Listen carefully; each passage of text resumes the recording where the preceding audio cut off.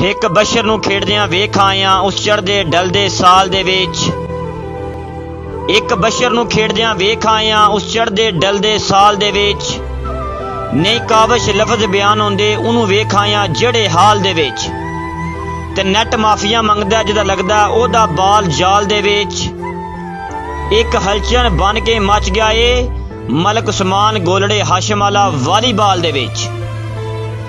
शरीका चुप रहन दे देश चुप पागल रंगनी लुटियां पा के। शरीका चुप रहन दे देश चुप पागल रंगनी लुटियां पा के। जो कदे भी दुगना नहीं बन सकता बंदे 5-7 नाल ला के। तेरी नस्ल का तल मैं जानदा हां रसेगा हिगने सच करवा के। मैं कासम आए याद रखी पिता से मत्था ला के। किसी दौर जरिंद पछतांदे हन बोल दीवाना दे के। राजा साहब किसी दौर जरिंद पछतांदे हन बोल दीवाना दे के। हुन साथी नहीं अरमान करेंदे बेदान निहाना दे के। ते लज कासम बेली रखदे हन कदे जिंद नजराना दे के। आज सजन मरेद सजना नो हथियार दे के।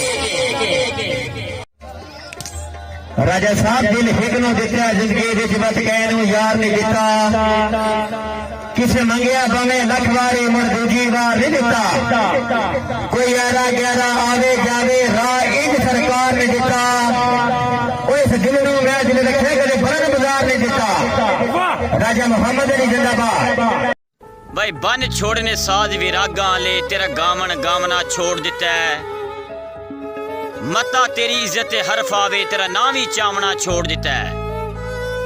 कदी मैं ते तू कुछ लगदे हासे तेनू याद दी वावना छोड़ दिता है।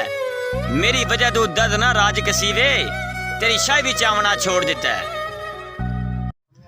मोला नफरत होगी है जीवन तू आबाद रखी कायनात अपनी। ते शिकवा कोई नहीं सज्जन दी तलहियां ते धोखा देगी गुल नू जात अपनी।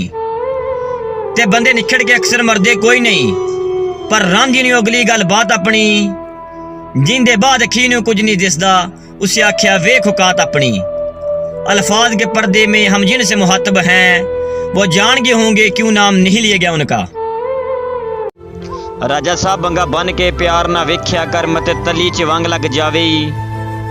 ते बैड़ी होंदी है मर्द मुहब्बतां दी मता इश्क दा डंग लग जावे। कर मान दिल दे बार्डर ते मता हिजर दी जंग लग जावे।